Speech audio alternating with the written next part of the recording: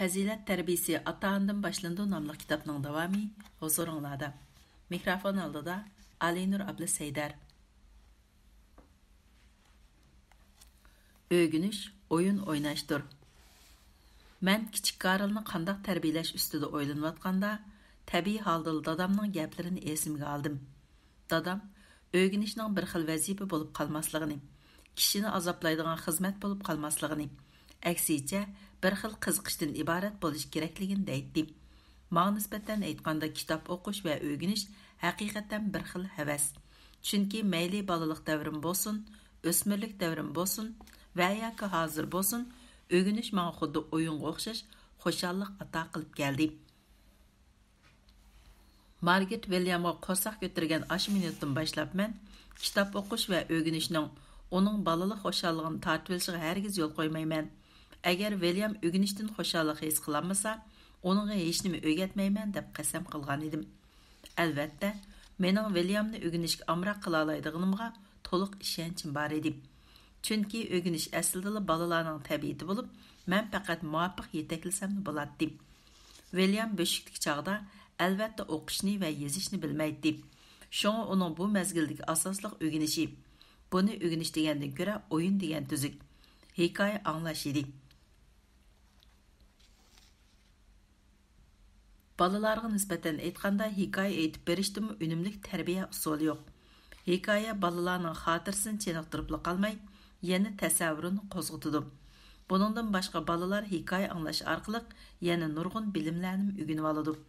Men Williamga Yunan afsonasi Odissani so'zlab berganda, dengiz, okean va dengiz sayohatchiligiga oid bilimlarni qo'shimcha qilib so'zlab bergan edim.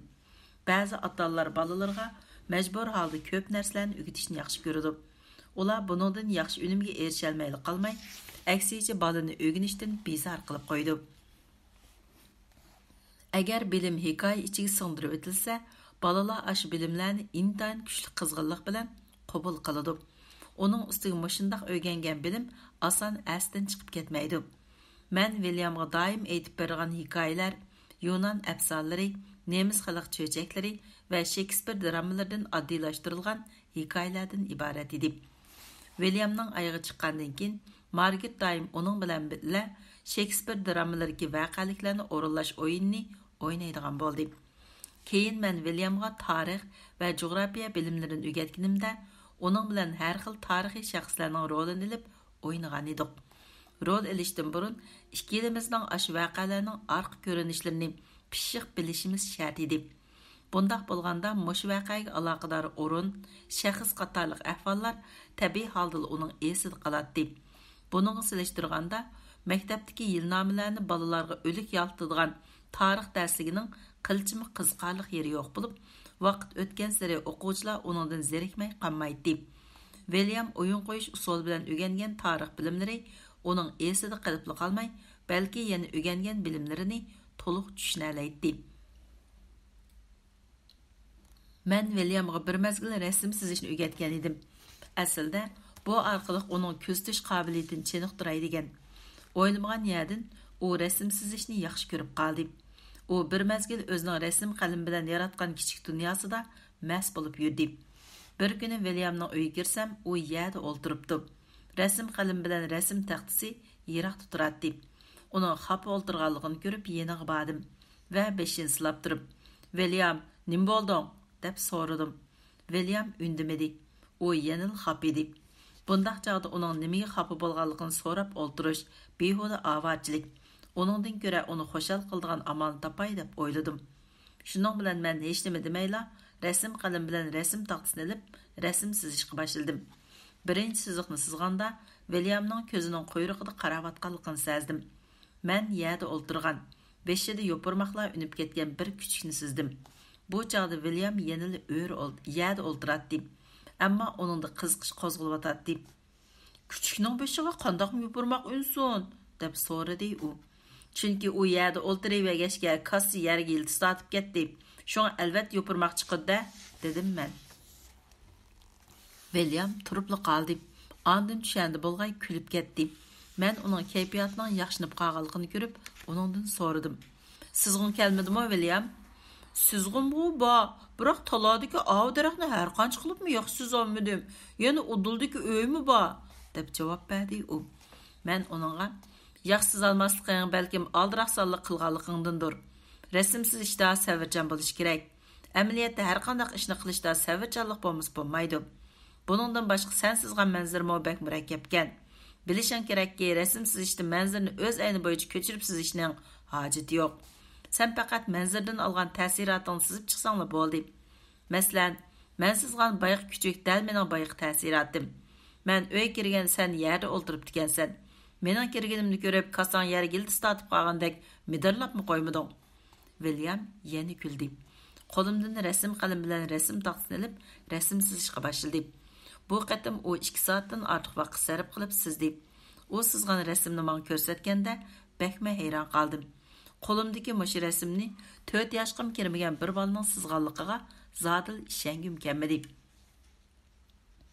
Rasmda manzara doirasi to'g'ri egilangandan sirt, yana uning tasavvuri va tushunchasi singdirilgan bo'lib, ranglar nihoyat yurakli ishlatilgan.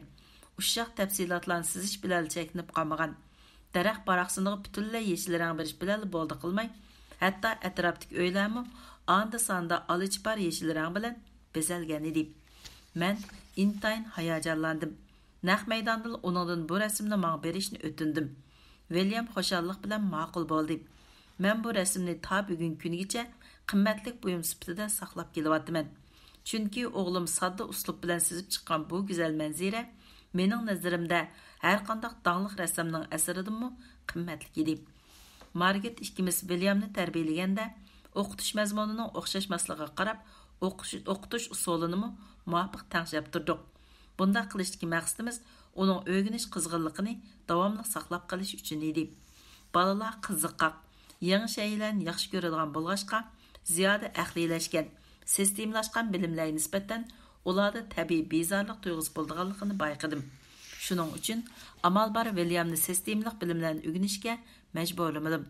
Ba'zida ma'lum bir xil bilimni cho'nqiroq o'rgatishning zaruriyati bor deb o'ylasam, bir butun bilim sistemasiga nisbatan parchalab o'rgatish usulini qo'llandim. Masalan, ko'p qism bolalar o'rganishdan qo'rqadigan latin tiliga William bir mazgil yaqin kelgili unmagan edi. Mushundaq ahvolda men uni latin tilini o'rganishga zo'rlamadim. Aksicha Margaret ikkimiz qiziqarli o'rganish usulidan birini tepib chiqdik. Yog'ochdan yasalgan shishxalning har ikki tarafiga birdan harf yozdim. Ondan Williamga uni tashlatqizdim. Shishxalning ustida ko'ringan harfni uningga yodlatdim. Shuning bilan Williamning qizg'inlik qo'zg'aldi. Bu xil usulni yana so'zlik va so'z birikmalarini azda tutishdimi qo'llandik. Ba'zi Margaret harflarni qasddan bilmas bo'lib oladi. William bo'lsa uning bilan o'rganish musobaqasi qiladi. Margaret ba'zida qasddan uni uttirib berib, uning g'alaba tuyg'usini his qildiradi. Albatta, uningga hamisha uttirib beraverishga bo'lmaydi. Margaret ba'zi uni yengib olib, uning yengish orzusini qo'zg'aydi. Mushundaq o'yin shaklini olgan musobaqa jarayonida William bara-bara latin tilining talaffuzi va yozilishini o'rganib oldi. Shunda qilib, sheshxal mening eng yaxshi o'qitish qoralimga, kichik Williamning amroq o'yinchiga aylandi. Williamni tarbiyalash jarayonida shuni cho'nqur his qildimki, bolani o'rganishni qizg'in so'ydigan qilish hargizmi ba'zi ota-onalar o'ylagandek uncha tas ish emas.